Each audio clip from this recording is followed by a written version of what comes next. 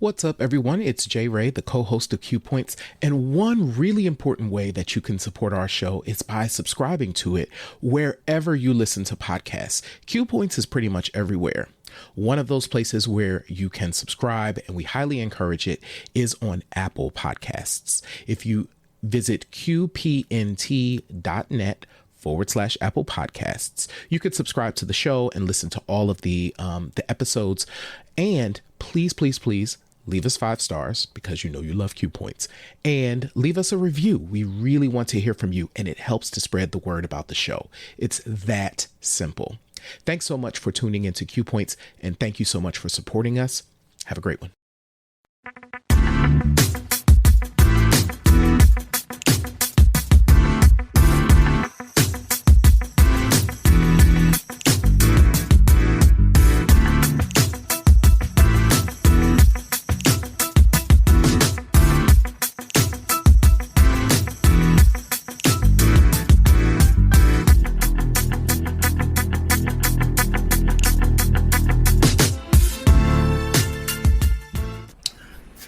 Hey, yo, welcome back to Q Points. This is Sir Daniel using my Jay-Z rap hands because nobody can stand on stage with Q Points. I'm DJ Sir Daniel. And I'm Jay Reezy. What's up, y'all? Better known by my government as Johnny Ray Cornegay III. Hey, y'all. Woo, listen, I am so glad to be here for another episode of Q Points because, Jay Ray, you know what? With all the stuff that's going on, this everybody debating about versus online, the Omicron variant pop locking and dropping it all over the country. Like literally, almost a few people that I know now have COVID. And with all of that going on, we just want to give you these next 60 minutes or so of just pure bliss, some escapism, so we could talk about what we love the most, and that's Black music. But today we're talking about Christmas music from the Black perspective. Mm-hmm. And before we hop into all of that, you know what, Jay, I was in my 30 plus years of living in somebody got their eggnog, so you know it's going to be on and popping later on. Let's ready. Let's watch Jay Ray's eyes and see how low they get. Anyway, so in almost 30 years of living here in the South, I must say, I still walk like a New Yorker. Because I went to one of your favorite spots yesterday, the International Farmers Market. Oh. And of course, it's full. Holiday shoppers trying to get me gridlocked behind them as they take, they tip aimlessly throughout the produce section. Mm-hmm. I know where I'm going. So I also owe that to years of working at the mall.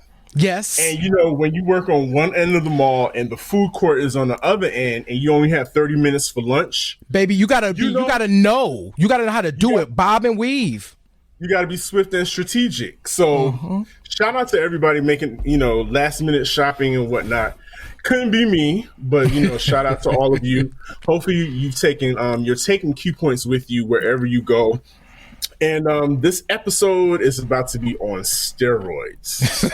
We got so much to cover in a very little bit of time. So come with us, be with us, hop in the chat. We can't wait to hear from you. I think the most important factor, as they said in Paris is Burning, we've got a special guest. We have guests joining us this evening, and I'm super excited to meet them and for you all to meet them. Yes. Joining us from the upcoming podcast, the Gipson Gazette, we've got our friends L. Michael Gipson and Anne-Marie Collymore, better known as AMC.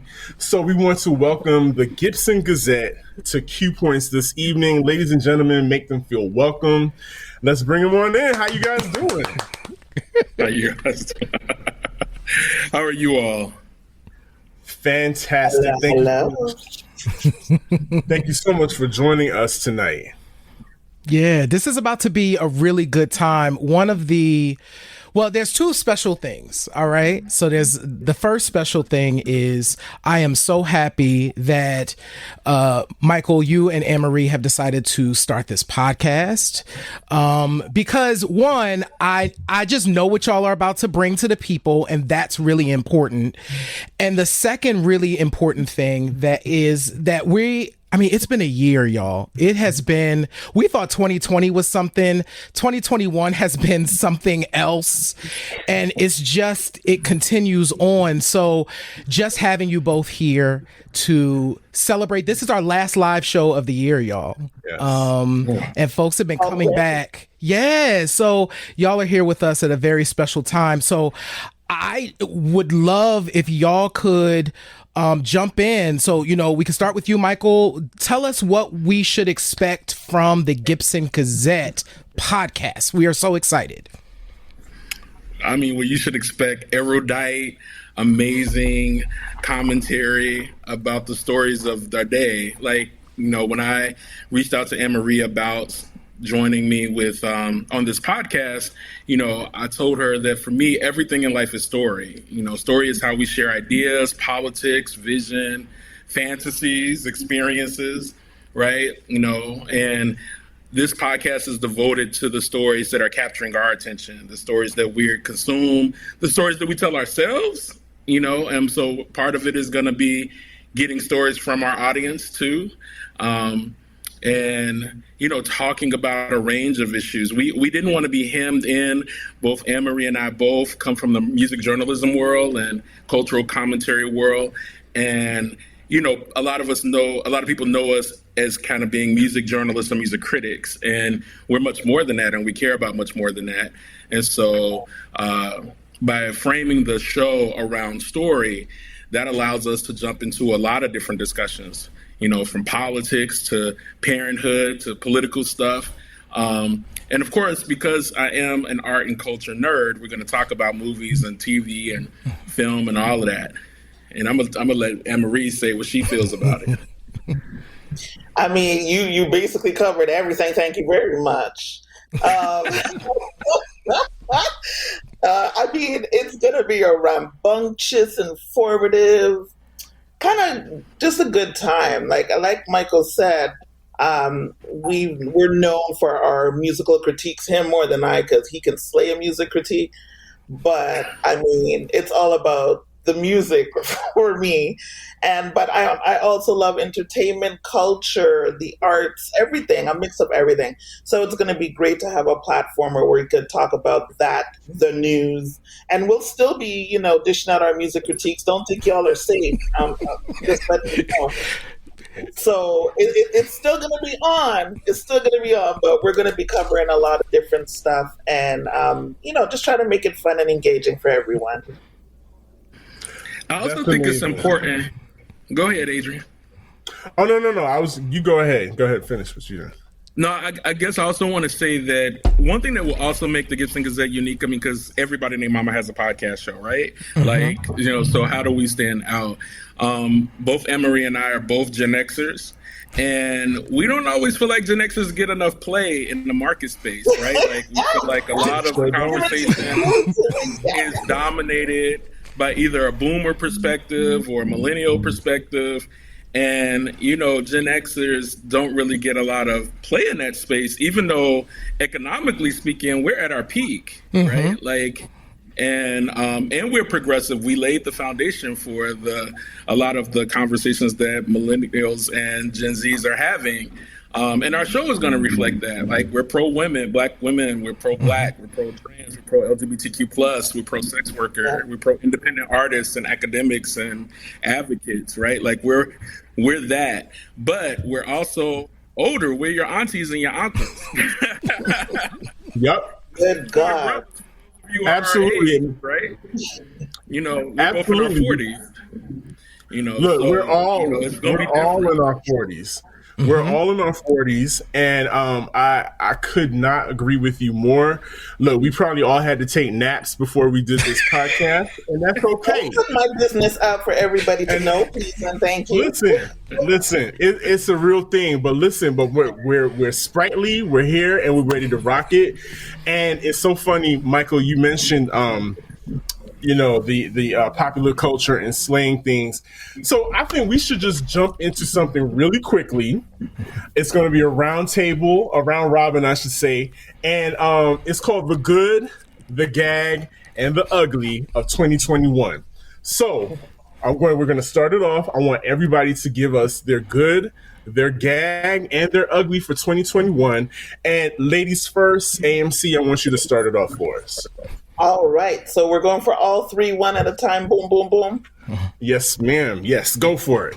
Okay. So my good, and hopefully this is the last time in time I got to say this name, but on September 21st, 2021, a judge and jury declared Sylvester Robert Kelly dwell in a dark Vanta black hole where he belongs, and we no longer need to hear about that or talk about it ever again in life. Let him rot in hell.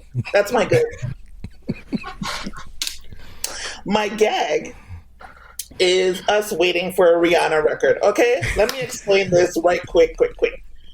The other day, paparazzi asked Rihanna, when are you coming out with some new music? Now, let me stop by saying that my girl is building her empire. Kudos to her. I give her enough props on that. Ain't no stopping her. But her response was soon. I'm from Caribbean descent. When somebody from Caribbean descent tells you soon, don't wait on it. That's it. You preaching to the choir right here. You preaching to the choir. Don't even bother. She'll drop it when she drops it, and that's that. My ugly, just to get on a little serious note. So my mom had a massive stroke the same day I was taking my son to his first day of school. So it was on the way to school. It was a horrible end of year. God is good. God is great. My mom is I would say 90% herself again. She's here for Christmas. I give thanks. That's it. That's all. Before I get emotional on y'all. That was awesome, and we're very happy to hear that your mother is doing well, Anne-Marie. Thank you so much for sharing that. Thank you, Michael. Let's see what you got. All on the right. good, the gag, and the ugly. Let's do it. See, I thought we were going to break this up, so we got to do this all at once. All right. My good is that the racial reckoning of 2020 actually yielded some short-term benefits for Black creatives, and really all creatives of color. Because when we lead the way, other people of color groups get to benefit as well, right? And so I feel like we saw more stories told by us, for us, both behind the camera, in front of the camera. Even when we were the best friend or the comic relief, we also had a partner or a family member. We didn't just sprout out of a cabbage patch, right? There was some serious, we weren't just there for the white people. Black Broadway, we got 7 Black plays on Broadway at once in this season. Canon Works by Alice Childress, Adrian Kennedy got their first times ever, which is kind of criminal, being on Broadway stages. But of course, whenever we get anything that's a win, it's always an asterisk with it, right? So, we get to have 7 Black plays on Broadway for the first time during a pandemic. Right.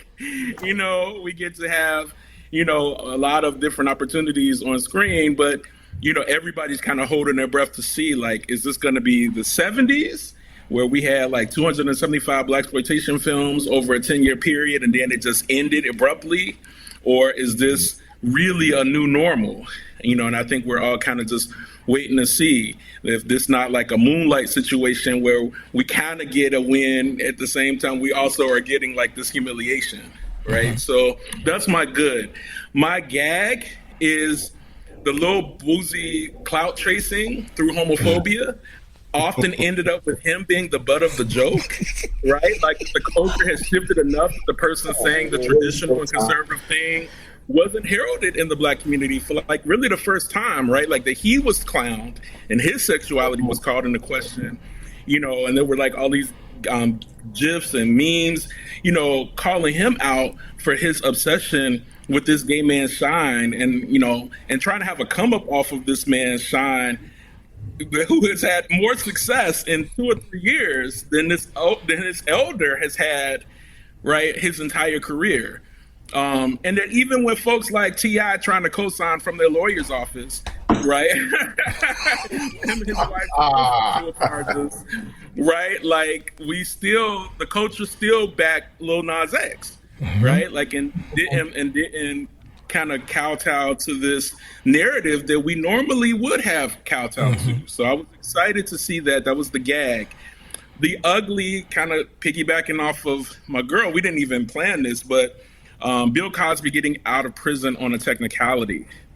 From a legal standpoint, it was a correct decision because a miscarriage of justice had been committed by introducing evidence that had previously been agreed upon not to be introduced.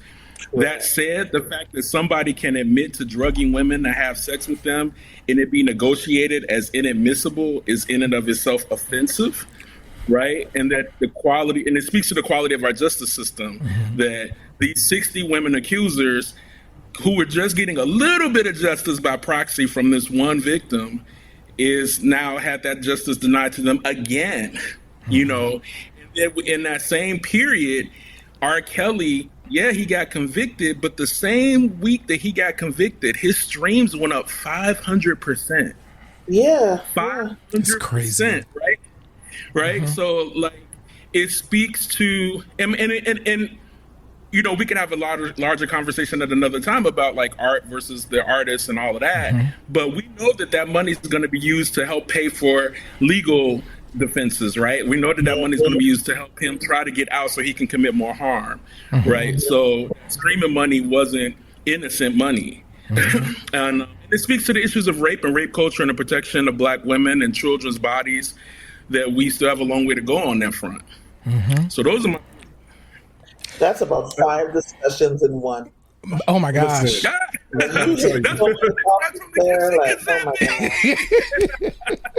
It's like Michael said, you know, he came through with guns blazing. Right. That was hot. Like, okay, I'm gonna hit y'all. Oh, real quick before we hop into J. Ray. So, is there a specific project, a music project, a TV show, anything in particular that you're looking forward to that you hear is coming down the pipe in 2022 that you're looking forward to? Black Panther 2. Really? Black Panther 2. Are Really, we sure about that? Are we sure about that? I am. I refuse. Look, I refuse to give in to the Letitia Wright drama. I refuse to let that steal my optimism and my hope. This is a $1 billion franchise. I expect it to do great things. Everybody behind the scenes are still the same people behind the scenes that made Black Panther 1. Obviously not Chadwick, but you know, everyone else. Ryan is there. I have faith in Ryan. Ryan hasn't failed me yet. I haven't seen a bad Ryan Coogler movie. Okay. All right. I'm still scared though, but you gotta. Me too, Anne-Marie. So, Michael, we need to have. So when this happens, maybe we could pop over to the Gipson Gazette and have this conversation about Black Panther too. So you can say, "I told you so." Right. Black Panther, a new T'Challa. Right. That's the question. Yeah. Right. Yeah. All right. So J. Ray, get to it. Listen, no. My good was The Harder They Fall. I absolutely got the most joy with seeing just hundreds of beautiful Black people on my screen, telling a story in a way that has rarely been told or never been told in this way, right? And one of the most beautiful things I got to do as it relates to that film was watch it with my mom. She don't watch movies because she falls asleep. she'll nod out or walk away or do the thing. She sat there and watched it and really, really enjoyed it. So I got a lot of joy out of her enjoying it as well. So that was like super dope. So that's my good. My gag actually is right there with Michael's gag in just Lil Nas X's expert trolling. Like, it's the best thing. I loved it all year. Yes. It resulted, as Michael said, in the people who were actually thinking that they were doing something feeling completely stupid by the end. And him going all the way to the bank with it.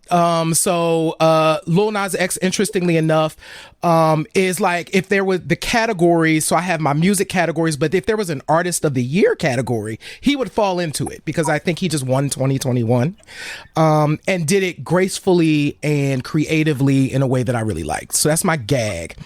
My ugly, so like, you know, Anne-Marie, so serious moment. All of Q Points is aware of this, because we did a show and kind of dedicated it to my father, but my father passed away in July. And what's so crazy about that, and Sir Daniel, I'm just thinking about this now.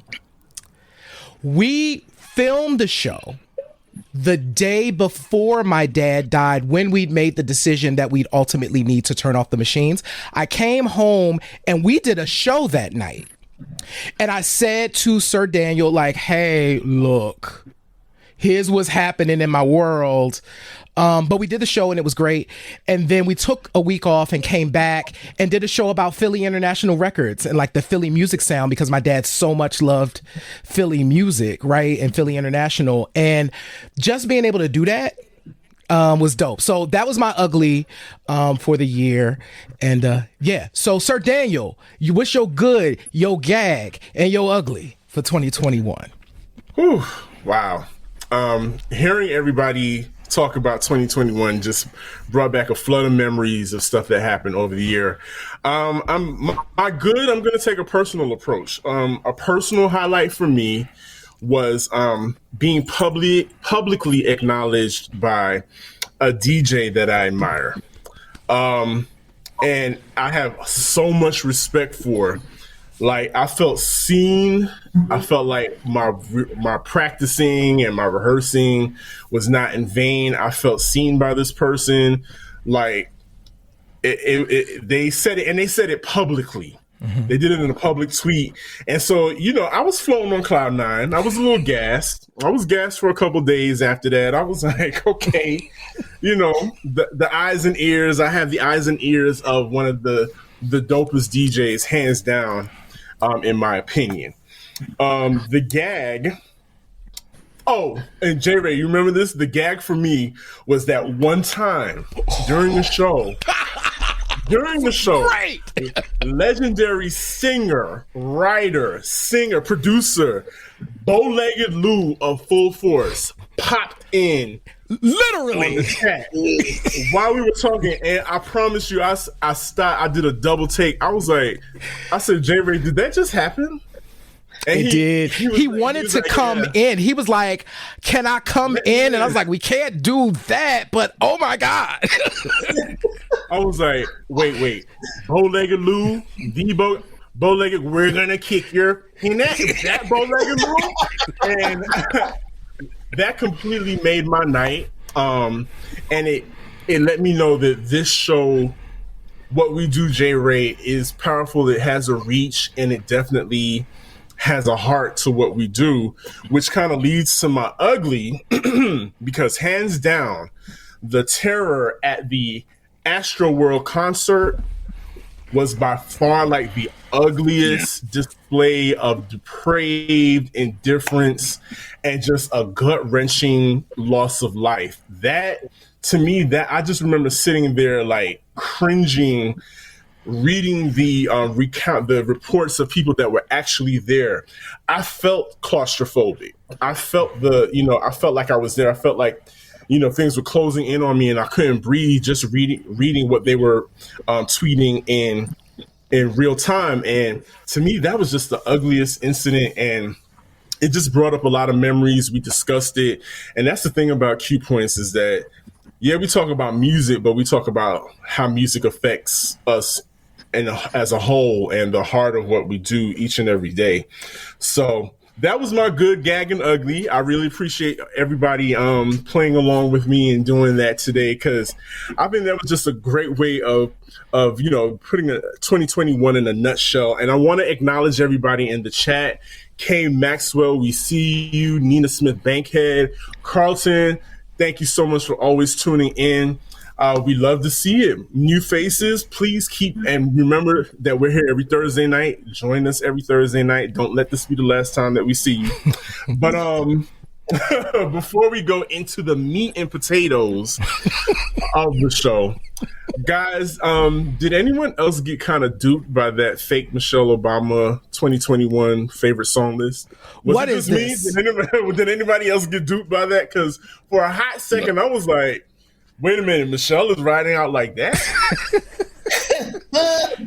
So as we jump into this, I don't even know who some of these, I don't know who ATL Jacob is. Thank you. I don't know who ATL Jacob is. And I was just like, wait a minute, why would Michelle Obama be listening to so much Saucy Santana? No shade to Saucy Santana. I just was like, I don't know why Michelle Obama would be playing so much of it. So yeah, I was duped for like 2.5 seconds. So that's all I got to say about that. I looked at it and I shook my head because I had to sit there before the show talking about Google help me. Who sings this? Who this be? I don't know who this is.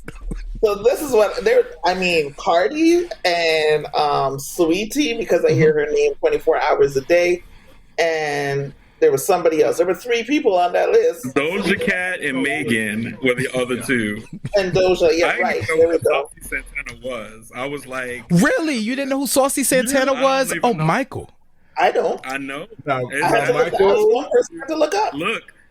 Now we're gonna have to pull your card. Your top culture card.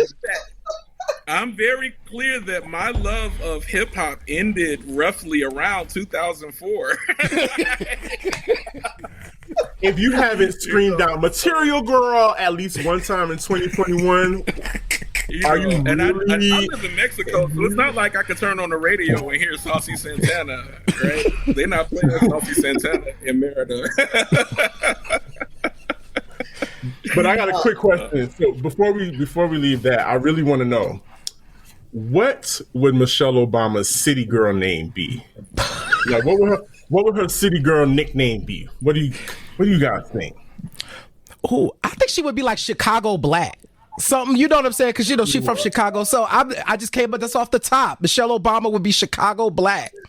Chi-Town Shelly. Chi-Town, right? So this is only going to make sense to Generation Xers and older, and from Chicago. I'm originally from Chicago. Marshall Fields Michelle. Because Marshall Fields was the store that you went into when I was coming up and when Michelle was coming up. So yeah, the Marshall Fields Michelle. You got a city girl name for her AMC? Wow, I'm just marinating on it, and I feel like dirty. I just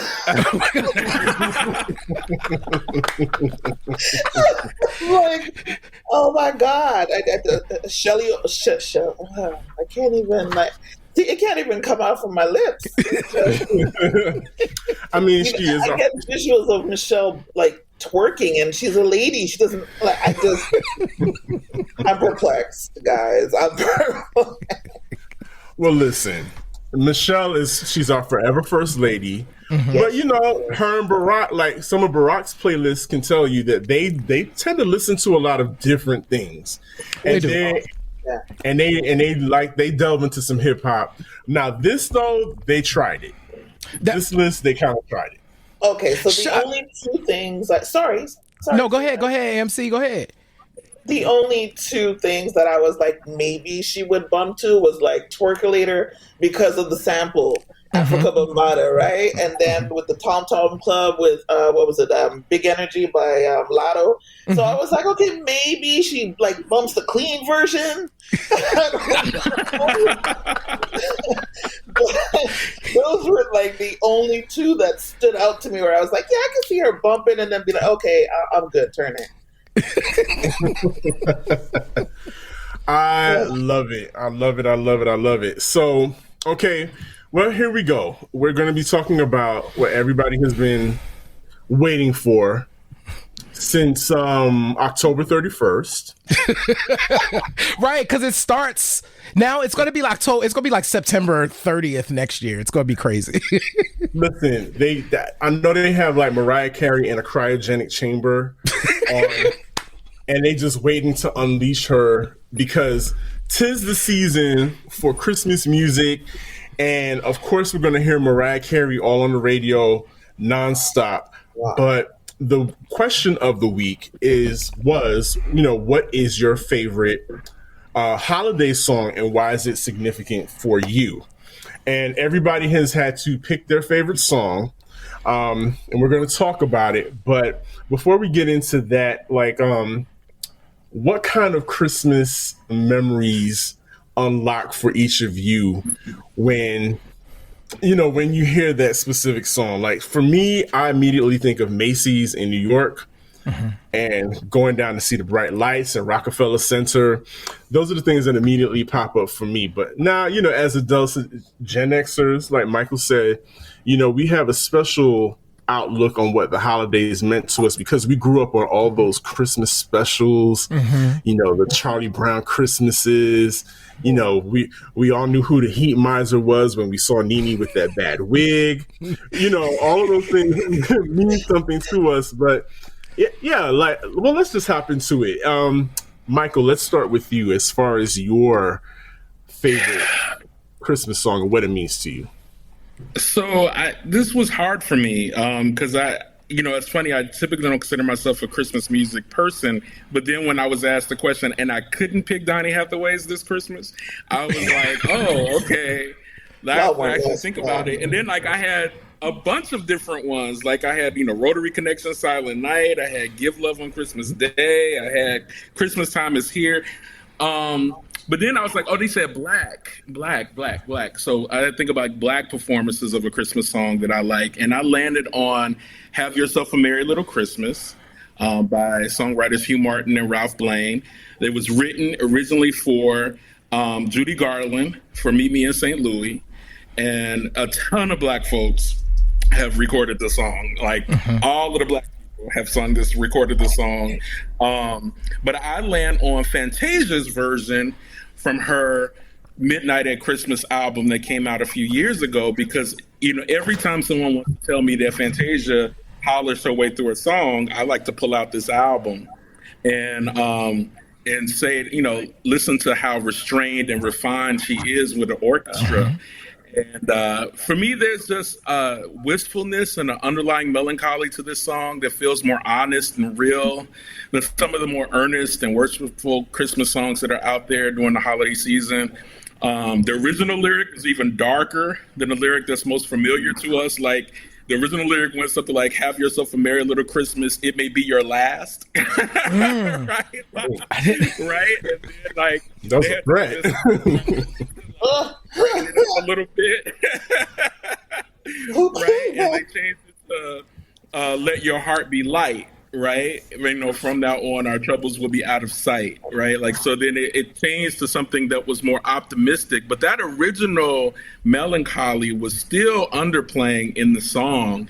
And I like, the jazzy version that Fantasia brings to it. I love Judy Garland's original, but Fantasia just brings something extra to everything she sings. I got to see her do it live, and it was just absolutely gorgeous. So for me, it's Have Yourself a Merry Little Christmas. But otherwise, it would have been Christmas Time Is Here because I just love the Peanuts at Christmas. I love Charlie Brown Christmas. So.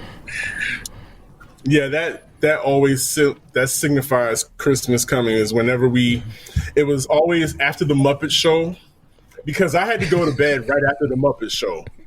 But because it was a holiday, I got to stay up a little later because Charlie Brown Christmas came on right after that. So I totally feel you, Michael. I'm definitely on your side with that. J. Ray, what is your pick?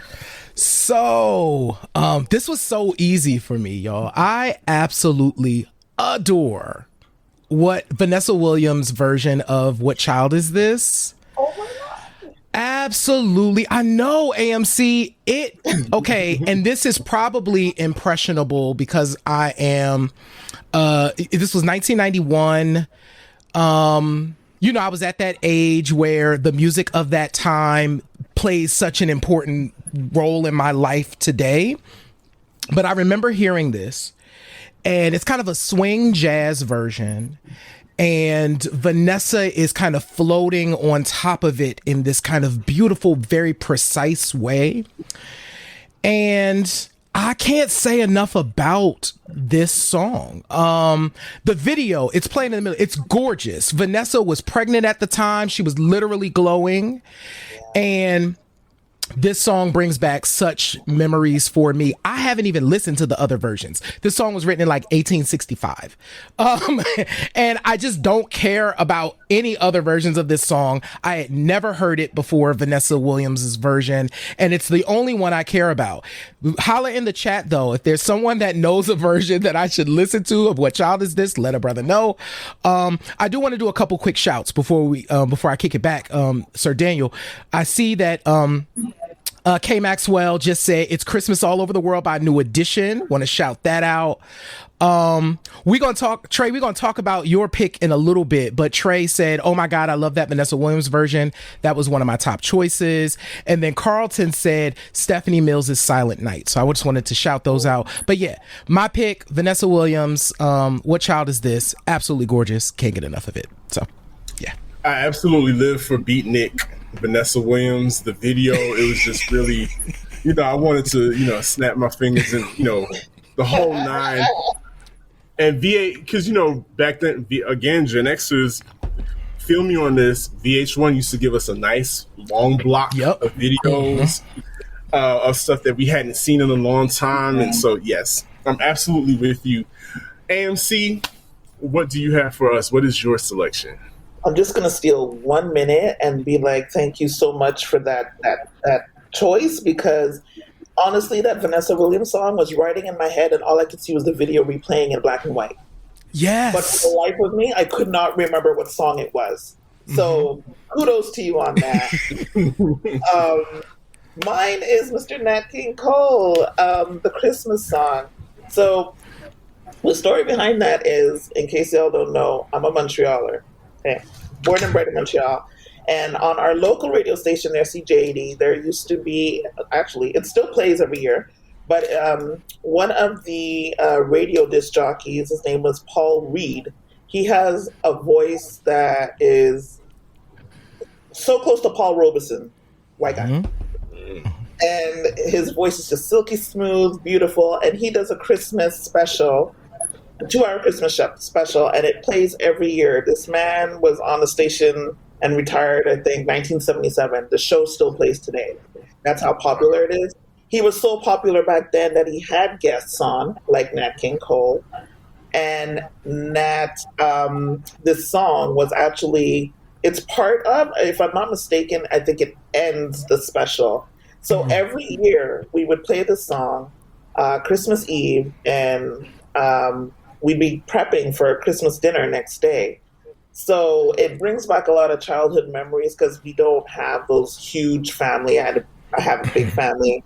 Unfortunately, now we're older. A lot of my aunts and uncles have passed away. My dad has passed away. So, and I'm in Toronto now. So we don't have those big gatherings like we used to. So listening to that song always brings me back to that. As a kid, my mom's baking, the fresh aroma of the bread, choking on pepper that my father would like grinding in the kitchen, making blood pudding, thinking he could sing, and he's singing along to the songs. It's like all of those really wonderful memories resurface every time I hear this song. And it's also one of my mom's favorites too. She loves Nat King Cole, so I heard this song whether I liked it or not. It's like hearing Patsy Cline from my dad. So, yeah, that's my huge memory. I love that song a lot. I just got goosebumps. That song is It's so crazy how that is. It's just a standard at this point. I played it. So when I knew that was going to be your song, Anne Marie, I was like, oh my God, I have not played that in the house this year. If my dad would have, he would have been playing the Nat King Cole song. And Nat's voice is it's just glorious on it really is. And so thank you for picking that as well. Like that song it reminds me of my childhood, and I hadn't played it this year, so I played it before this show, so thank you for that. Awesome. Yes, and big up to our Canadian family. Go ahead, Michael. I'm sorry. No, I was just gonna say I associate Nat King Cole with Christmas so much that I thought he had recorded I'll Be Home for Christmas. And when I was thinking about like the song, I was like, oh, I'm gonna pick Nat King Cole's I'll Be Home for Christmas, only to find out he hadn't recorded it. Right.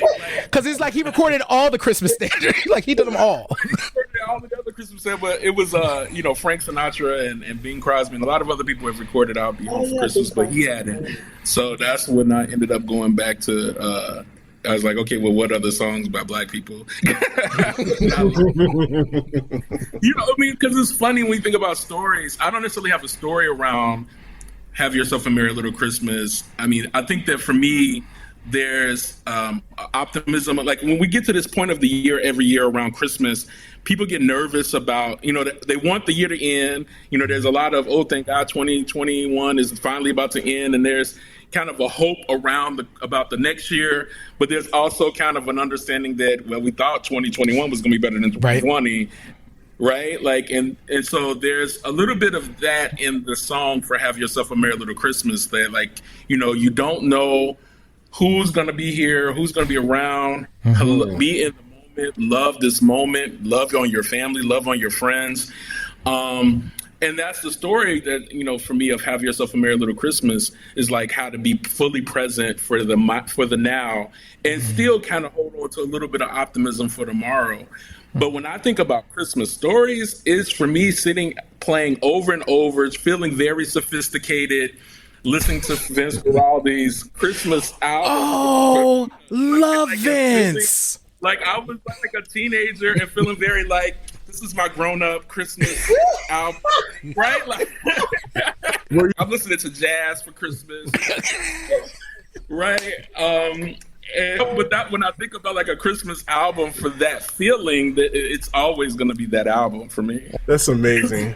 And AMC, just getting back to you real quick. So like, I want to shout out my family in Canada. I got family in Manitoba, Winnipeg. So I feel for you guys in that cold weather, but yes. Toronto doesn't have it as bad as the rest of. I'm a Quebecer, so I know the cold, but yeah, Toronto's not as bad as it may sound. Shout out to the Six. Shout out to JP. I see you in the chat, and Deborah Hill. Thank you so much for joining us. Wow. Yeah, when I think of these songs, all of them are bringing, even though they weren't my picks, all of them are bringing up memories for me as well. Michael, we're talking about feeling sophisticated. When I was growing up in Brooklyn, in New York, there was a radio station, and on Saturday nights, they would play, this station would play a show called Saturdays with Sinatra. And so I would be feeling, I'd be in the car with my mom feeling grown, listening to Saturdays with Sinatra while I get my McDonald's because that was a treat. But here's the thing. So we were coming from, and this leads into my pick, we were coming from her choir rehearsal. And my mom's a single parent. I'm an only child. So whenever she had time off from work, she was always going to choir rehearsals on Friday night, 7-day Adventist, so we would go to church on Saturday. Every Christmas, we had to go sit through Handel's Messiah. Her choir would practice that, and I would sit there in the back of the church, watching all these West Indians, putting their heart into Handel's Messiah, and then it would all lead up to this one moment at this, I guess, a church or wherever they would be asked to play or wherever they would be singing for this particular Christmas program. And to me, it was just so magical hearing Handel's Messiah even though I heard it every single year, it kind of vibrated in your chest. And, there's always this crescendo of the music towards the end. So for me, my pick, of course, is Handel's Messiah. It left an indelible imprint on me growing up. And, yes, Deborah, I grew up, Seventh-day Adventist. And that was the thing that we had to go through every year. We had to listen to and participate in Handel's Messiah. And even though it's not a black pick, there were black people singing it. Right. So they were singing it like rock stars. Right. And even looking at this version, I'm going to put this in the chat as soon as we because this is from the Gramophone Chorus, and they are based in Ghana. This video was uploaded last year. Y'all, this thing is gorgeous. I was like, oh my goodness. So great choice. So the video that you're watching is from the Gramophone Chorus. We'll put the link in the chat so that y'all can check out their version of Handel's Messiah. I think it's in 3 parts, and it's absolutely gorgeous. So yeah. Do y'all What's remember funny that? when you say... Go ahead. I think we might be about to say the same thing. Are you remember like about the Soulful Messiah? The black celebrity the Soulful, right. Yeah. Everybody was wearing Kente. Yes, the Kente. I almost put that in, but I was like, that's not what we talking about. So there was the Soulful Messiah too, which I almost pulled from. I was like, oh, but I think that's different. I got to go back and look at it. Irvin Warren from Take 6. Right? Yeah. And Tevin Campbell's on there. Everybody's on That's there. Right. Strong. Yeah. Get it, 90s. Even, the next. Even the actors from black television shows were in that choir. The cast from Living Single. Everybody was in that choir, and everybody had on some type of piece of Kente cloth or African garb. I loved it. You can't beat that kind of stuff. Those are the things that really leave a mark on you. But Michael, you were about to say the same thing about the Soulful Messiah. Exactly. I felt it in our spirit that we were about to talk about Handel's Soulful Messiah. You were right there. I mean, and that was like when Mervyn Warren was like the go-to arranger person, right? Like in the 90s. I just remember being a teenager when that came out, and like it being like a big thing for all of us choir kids, right? Like that this album was doing a black version of Handel's Messiah, and it was very of its time. Production wise, it feels very 90s, but it's timeless. And people who don't know it, they definitely should check it out. Mm-hmm. Didn't BET do like a special showing of that, or like a behind the scenes? I want to say that there was a special on BET or Video Soul or one of those shows where they did like a Soulful Messiah special. I feel like that was the thing. And Carlton is in the chat too. Carlton said, I just played that CD today, because Carlton, was getting ready for the show. Carlton would probably know as well. I think though, Sir Daniel, you're right. I do think there was like a BET special back when BET did things that I really liked. I think BET was the lick. You can say yes. That's okay. That's all. No, back when you lost literally hours of your day watching music videos and like look up and be like, oh my God, I can't believe we just spent 2 hours watching music videos. Watching and taping. Hello. And taping on your VHS tape. Pause. Yes, start. Yeah. Yes. Right. This conversation is going into Gen X overdrive right now. You said a VHS tape. If you know what a VHS tape, drop it in the chat. Let us know that you're feeling it. You know what we're talking about here. So before we get up out of here, we also want to talk about there are a few songs that have a chokehold on the Black community. There's like three songs in particular that have a chokehold on us, and I mean it's a good chokehold if you're into that kind of thing. That's putting it mild. So let's talk about This Christmas, Silent Night by the Temptations. The Temptations, and of course, All I Want for Christmas Is You. Now, all three of these immediately, to me, here's what my opinion is. All three of these immediately they create a scene for you, right? Mm-hmm. They all have their own mood. It's like Wanda, the Scarlet Witch. All of these songs, to me, they kind of, it's like that spell she puts you under. They automatically put me somewhere. They like take for instance, This Christmas. Automatically I transform into 70s gear. It just has that 70s soulful feel to it. But it has a chokehold on us because I think, let's take This Christmas again. It has a feeling of the need of belonging, and there is a sense of community and connection. And I think that's what keeps us in such a lockstep with that particular song. Anybody agree? Totally. 100%. I think it's connection. That's the word for me. It's connection, because as soon as you hear the ching ching, the bells, it's the bells. And I expect to hear Donnie after that. I don't want to hear anyone else. That's controversial, AMC. It's like when you said don't speak about This Christmas, I felt like my heart break. Well, I knew that we were going to do this because it's such a big song for us. It really, really is. And I think it's my ringtone every single year. And when I put it on, my sister right away, she knows. She's like, "It's time, it's Christmas," because that song just elicits such a huge and powerful. Again, it's the connection. I think connection is the word for me. It's just, it brings you back to the 70s.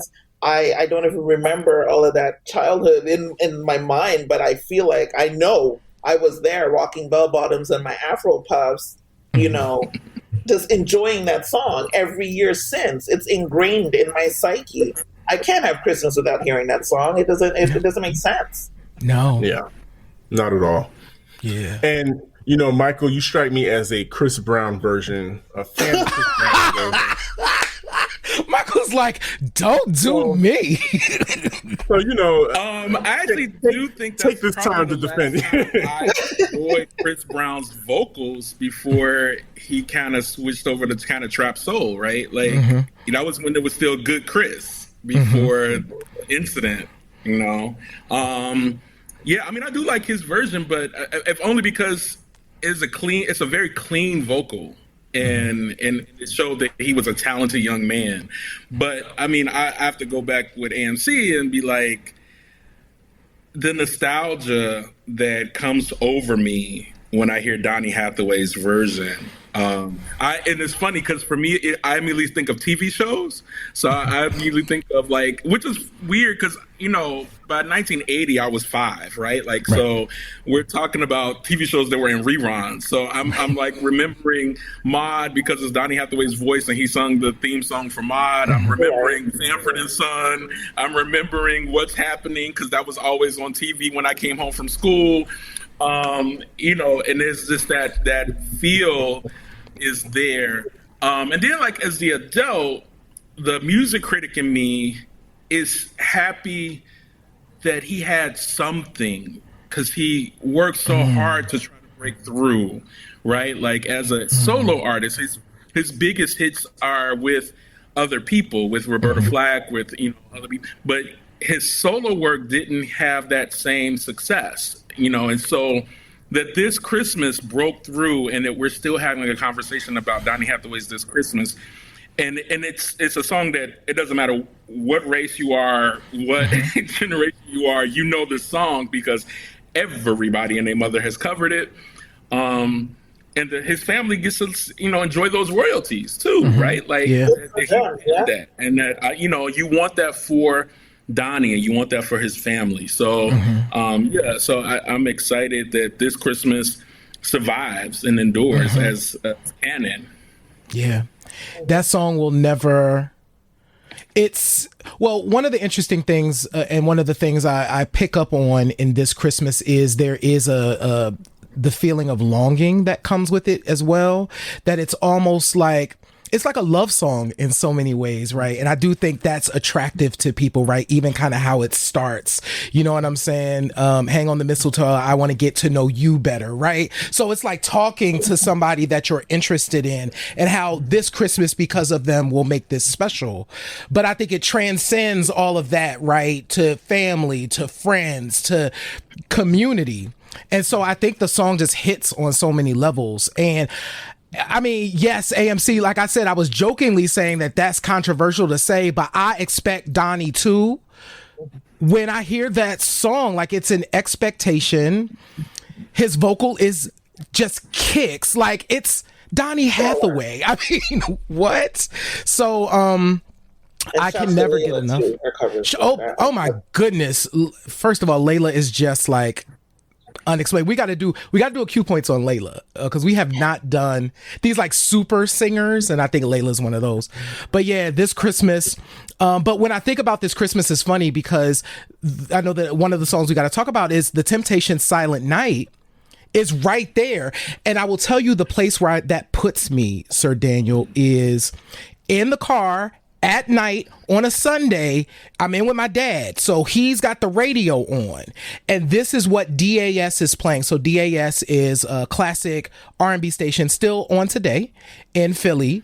They play rap now, which is crazy because they prided themselves on not doing that for a long time.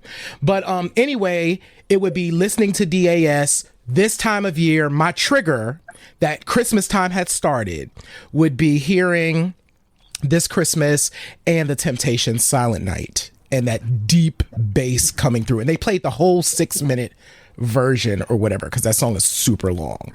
So yeah, these songs mean, like you said, Sir Daniel, they put us in specific places, and that's why they matter so much. And I would venture to say, like, The Temptations, like, as you said, the deep vocals, their vocals kind of tapped into like a shared Black experience of every Black person living in America, you know, and it goes beyond the lyrics. Is that there's a little bit of this trauma, there's love and a need for, you know, spiritual connection in that rendition of that song. So so it resonates with all of us, you know, as you said. And then when you have your own life experiences that you create memories, like riding with your dad, I mean, that's exactly what music does. Aside from smell, which is like the quickest way to trigger memories, music is right next to it. Music will automatically put you into a new place. But and then it's a sing-along. Black people love sing-alongs. If we can sing along to it, if we can put sauce on it or sing along to it, we good. or double clap. Oh, we in there. We and create a dance. There you go. And create a dance. Don't hand nobody a tambourine. It's over.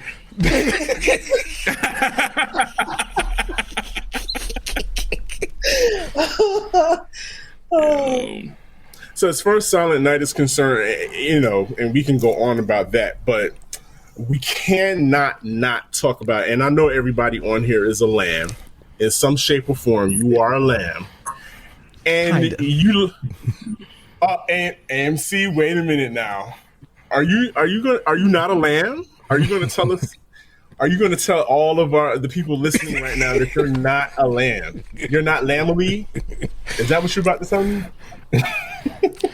I'm sorry, I didn't quite hear what you said. Oh, okay. Continue on. You please, okay. I got you. That's why it's two of us on Gipson Gazette. We balance each other out. Okay, so the lamb is on that side. Gotcha. No, but All I Want for Christmas has, since 1994, has just become, like, back in 94, I really didn't think that new music, anything new would come along that could become, like, a Silent Night or this Christmas. I didn't think that there was going to be anything else that would come along that would become a standard. But Mariah Carey just proved all of that wrong. That song is like... Now that is a chokehold. I mean, it has that 50s feel, Americana, sock hop and diners. It has that feel to it. And, you know, America loves that. They love that kind of, they eat that right on up. And so it's kind of a no-brainer that song would still be kicking to this day. And it's sung to perfection. I mean, it's sung to perfection, but anybody can sing it. And that's what makes a classic song to me. Anybody could sing it. Michael, I see you wanting to get in there on the lamb talk. Go ahead. I mean, so okay, I love Mariah Carey and I am a lamb. that is actually not one of my favorite Mariah Carey songs. I mean, and I get it. I have learned to appreciate it over time. But for me, when I want an enthusiastic, earnest Christmas song, for me, it's Jackson 5's "Give Love on Christmas Day." Oh, which has yeah. the same kind of melody, the same kind of feel, the same kind of enthusiasm. But yeah, when I think of Mariah Carey's "All I Want at Christmas Is You," I feel commercial. I feel consumerism. I feel let's go shopping and buy some shit. Like, I don't feel. Whereas "Give Love on Christmas Day" by Jackson 5, I feel like this brightness, this young man's joy, and this like almost like a church song, right? Like there's this an enthusiasm he's trying to convey to you to like get excited. And yeah, so I love Mariah, and I have learned to appreciate that this is her time of year to make her coin. But yeah, I haven't watched any of the Mariah concerts around Christmas. And, like, I don't want to see people pick her. Well, I mean, also let's be clear: Mariah Carey live in a concert these days is somebody picking her up and moving her to another place on the stage. Like she don't even walk no more, right? Like she don't even cross stage no more, right? Right, she can literally stay in one spot. Something moves her to the right, she's carried from spotlight to spotlight, right? Like, so I mean, I love her. Her recording catalog cannot be beat, but no, I'm not gonna go see Mariah's Christmas show. Well, okay, so Michael, I'm gonna go ahead, AMC. I'm sorry. No, that's all right. I was just gonna like agree with everything LMT said, because my thing, I'm not a lamb. I love Mariah to death. I love her discography, etc., etc. I detest All I Want for Christmas. I could hear it a couple of times. Then after that, it's like gag me with a spoon. I don't want to hear it. I just don't want to hear it. And it's on every day, all day long. All day. It's being literally shoved down your throat every year. Again, sis, make your coin. Do what you got to do. But if I can wear earplugs, as soon as it comes on, I'm done. The same thing, again, as LMG said, the whole, I want to buy some shit. I see JC Penney when I hear her song come on. It's that whole, as you said, commercialism. Like it's regurgitated every single year, and it drives me nuts. And the fact that I love her to death, I finally went to go see her, and seeing Mariah is exactly as you just stated. It's like having a mic mover on stage moving Mariah. Then you got the fans going. Then you got the hands. And it's like, I didn't come here for a Broadway show. If I wanted to see a Broadway show, I would have gone to see that. But no, it's this whole production. I'm like, I wanted to hear you sing. This is what I came here for. And it just, at the end of the show, I was happy that I went to go see her to say that, okay, I saw Mariah, but God knows I ain't doing that ish again. I live for AMC. I came around to this song. I think I've gone a further than appreciating it. Now I actually like it. There was a period of time, I think, between like 94 and like 99 where I was just like, no. But then, it could be just repetitive nature. It's the way marketing works, right? You hear the song every year and then all of a sudden it's like, oh yeah, I kind of dig that song. And what I will say that we were talking about this before we came on. I watched Mariah Carey's Vogue thing where she was kind of going through looks for 17 years. And one of the things that I appreciated at the end is her acknowledging that, hey, listen, I'm happy that every year y'all play this song. It means a lot to her that this song has become what it is. And she was honestly just very appreciative of like, listen, every year this song comes and y'all listen to it. And that's really cool. And as a songwriter, I can't imagine what that feeling is like to say that, hey, listen, here it comes. I'm sure them checks are crazy this time of year. I was just on. She could just work for December. I was like take the rest of the year off, come out in December, and then go back away. Right? Mm-hmm. What were you saying, AMC? sorry. No, I was listening to LMG. Yeah, I was just on Instagram before I came on, and we were talking about Mariah, and there was a video of her where I don't even know where she was, but she now, because of the song, has, I guess, a Mariah menu. Do you know that with McDonald's? Oh, that's right. Yeah. So that's brilliant. She took a surprise video with her 2 children of her going into the McDonald's, going to order something, and people were, of course, freaking out that she came in and she met everyone, and it was really nice. So when you see things like that, I'm like, again, make your coin, do what you got to do. By all means. I mean, this song is going to be playing until my son has children. Right. It's just going to play every year, every single year. So she and her kids, everybody's cool. They're good for the next, and years. They're good. So here's my thing. What I appreciate the most about it all is that Mariah is in on the joke. She knows all of the stuff that's said about this song, about her, and she knows, and she's in on the joke. And that's why when she does like the Twitter, the social media, memes and not yet, those little clips and whatnot. That's what's endeared me to her and to this song, is because she's in on the joke. She doesn't take herself seriously.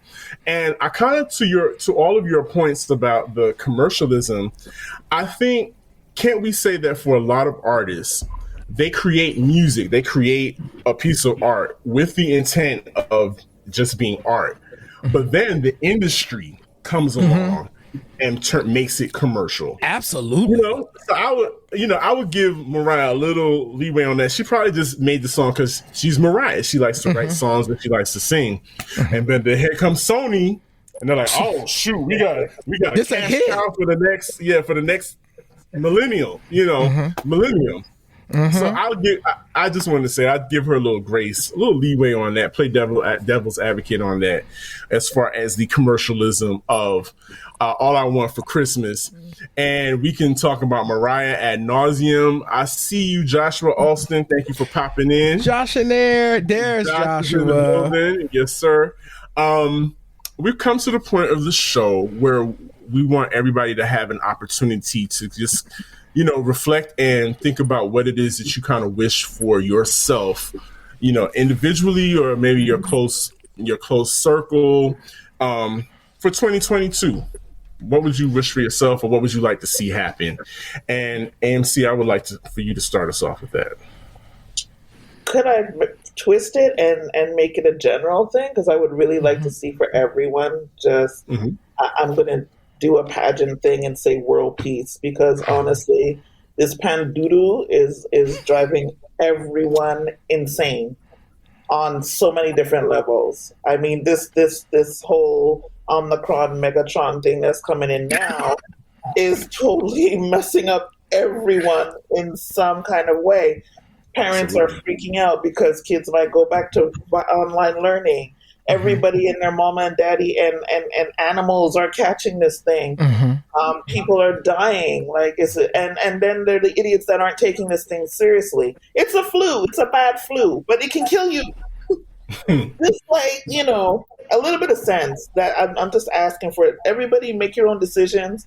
Remember, there are consequences to everyone's decisions, whether they're right or wrong, but just do what you got to do. I want everybody to just have some kind of calmness and peace once all of this kind of just mellows out. I'm not saying goes away, because it's going to be a new normal. We don't even know what that is. I don't even think normal should be even used. But I just want everybody to have some sort of peace so that we're able to move on without having to be walking on eggshells every day. That's it. Michael? Wow, I don't know. I have to follow up Anne Marie. It's going to be like this on our show. It's hard one. It's hard. It's hard. She came with it. I guess for me, for 2022, I want a more creative year. I spent a lot of this year chasing my bag because I had just moved to another country. And that's also going to be an interesting thing about our show is AMC lives in Canada and I live in Mexico as a Black expat. And I've been here a year now. So, we have those different stories to bring to bear on our show. And Gipson Gazette was part of it. People have been asking me on my Facebook page, if you follow me on Facebook, you already noticed, to do something outside of Facebook. And I have been like, y'all not going to follow me outside of Facebook. Y'all not going to do... Y'all talking trash. So now I'm going to see whether or not y'all was talking trash. I'm about to spend some money. We got a website coming up. We got equipment. I got mics. I got lights. So look, y'all done made me spend some money. Now y'all don't show up. Right. Me and AMC gonna have some words for you in 2023 when we look at our 2022 year-end numbers. So yeah, I think that I want to be more present for creative life. I think the last 2 years have taught all of us the time is short and you can't take it with you, right? And so what's the mark you want to leave? What's the stories you want to leave behind that other people tell about you when you're gone? So we'll see. All right, we heard it there. Thank you for that. Gipson Gazette in 2022 and beyond. I see it. J. Ray, I'm gonna let you go ahead. I'm gonna let you. No, you know what? I'm gonna say I'm gonna say my go piece. Ahead, do your thing. Do your thing, brother. You're gonna have the final word on this wish for 2022. But I wish for us the expansion of Q points. I'm just gonna be selfish and say I want the expansion of Q points viewership to quadruple. I want the world to look at us as your go-to experts for all things Black music and culture. And for me personally, in 2022, you're going to see me gigging in Los Angeles. You're going to see me gigging in Brooklyn. And you're going to see me gigging in London, England. I'm being very specific. I'm putting that out there. You will hear me. You will hear me playing vinyl to my heart's content. And at the same time, I'm going to be exalting Black women in music via my online show. I'm bringing that back. I'm speaking that into existence. I'm bringing that back. And listen, yes, Santa hat, I'm putting it out there. We have to speak it as it were. So let's do that. So J. Ray, what you got for us for 2022? I should have thought about this, even though I knew that we were going to talk about it.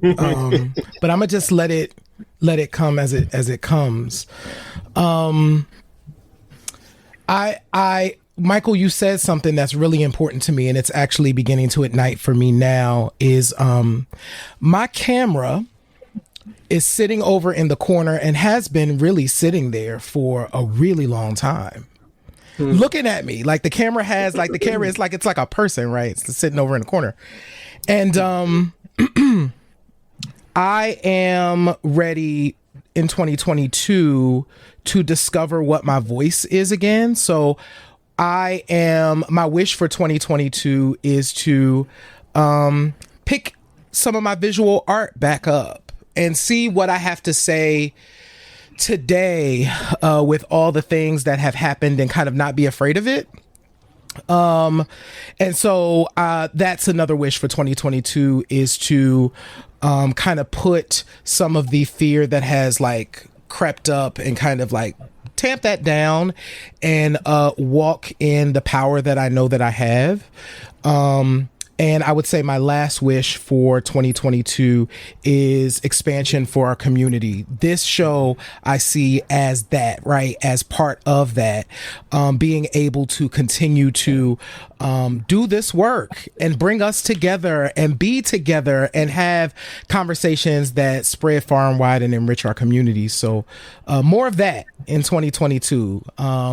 More conversations, more art, more visuals, all of the above. More. Yeah, that's what I'm looking forward to for 2022. And as Saweetie says, I know that's right. So we're going to make sure that happens. Look, we're going to hold each other accountable. Yes. All of us. We're going to hold each other accountable in the new year, because I'm glad to finally make you guys' acquaintance. Michael, Anne-Marie, thank you so much for joining us tonight. Please, before you go, let everybody know how they can find you, where they can find you, and where they're going to be able to check out the Gipson Gazette. Sure, I can go. Right now, we're still building the site. It'll be the GibsonGazette.life, because we're going to give you life every episode. And in the meantime, just pay attention to both Anne-Marie is in my Facebook pages, L. Michael Gipson and Anne-Marie Collymore. And you can also, right now, my IG is not used for the show, but it will be used for the show soon at the Gipson Gazette, which I had gotten like years ago, not thinking about the show. And now we're going to have to use it for the show. So we got to pay attention to us on IG for that. We're planning to launch January 15th.